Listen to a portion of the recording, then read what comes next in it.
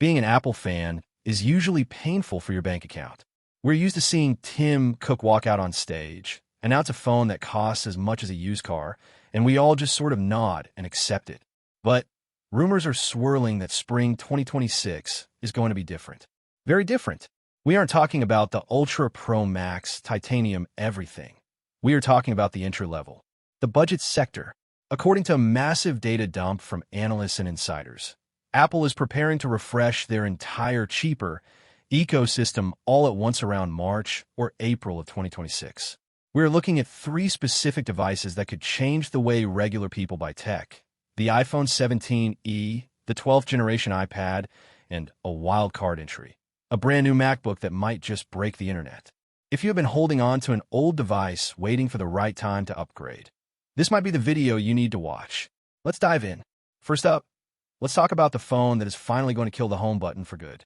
The iPhone 17e. For years, the budget iPhone meant buying a device that looked like it belonged in a museum. The current SE design is charming, sure, but let's be real. Those bezels are thick enough to land a plane on.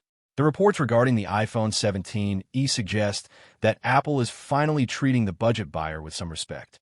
We are expecting a total redesign here.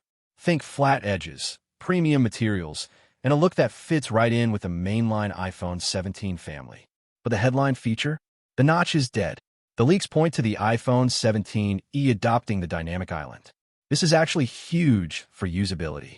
It means your budget phone finally gets those interactive system animations, live sports scores, and that modern interface that has been reserved for the expensive models until now.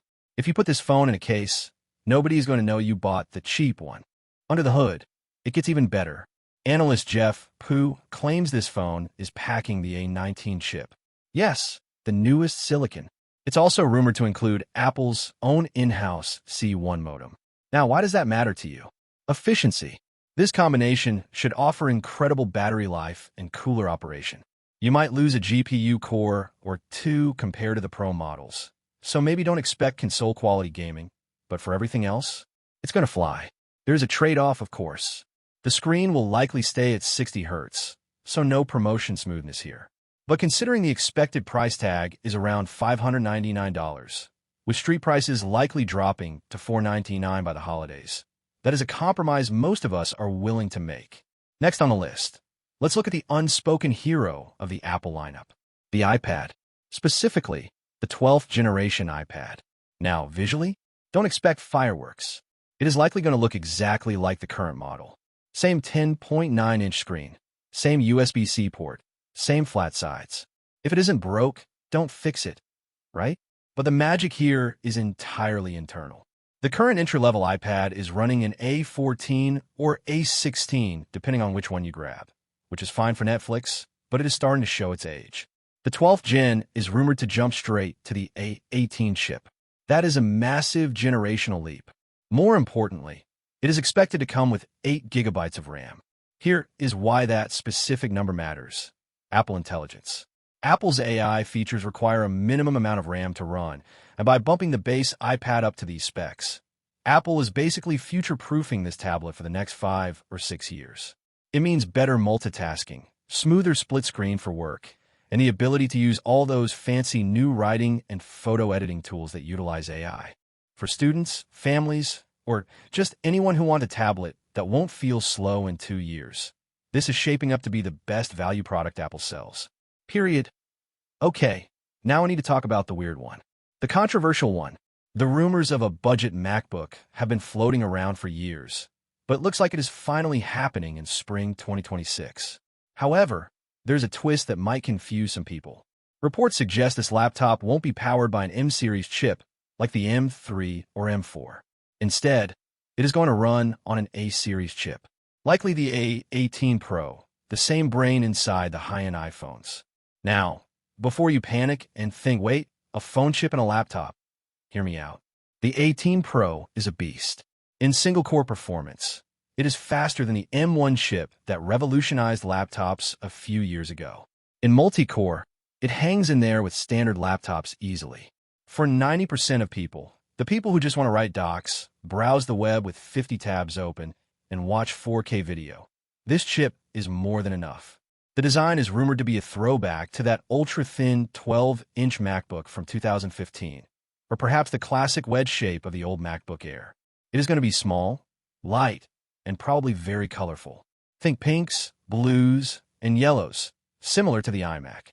This isn't a computer for video editors or 3D animators. This is a Chromebook killer. Apple sees that the education market and the casual user market are looking for cheaper options. If the leaks are true, this thing could start between $599 to $799. That puts a brand new macOS laptop in a price bracket we haven't seen in a very long time. So, let's zoom out and look at the big picture here. If you add all this up, Apple is doing something very strategic. They are realizing that in this economy, not everyone can drop $3,000 on a laptop and a phone. With this spring 2026 lineup, you could theoretically buy a modern iPhone with a dynamic island, a powerful AI-capable iPad, and a brand new MacBook, all for a combined total of around $1,500 to $1,700. That is insane value. Usually, $1,700 barely gets you a MacBook Pro and a polishing cloth. This strategy refreshes the gateway to the Apple walled garden. It allows students to get the full ecosystem experience without taking out a second mortgage. Of course, these are leaks. Things can change, dates can slip, and prices can shift. But the volume of reports pointing to this spring budget blitz is getting hard to ignore. But I want to know what you think. Is an A-series MacBook a genius move? Or is it going to be underpowered trash? And does the iPhone 17e sound like the perfect upgrade for you? Or do you still miss the home button? Let me know down in the comments. I read as many as I can. If you found this update helpful, do me a huge favor and hit that like button. It really helps the channel survive the algorithm. And if you want to stay ahead of the tech curve without the boring jargon, make sure you're subscribed. Thanks for watching, and I will catch you in the next one.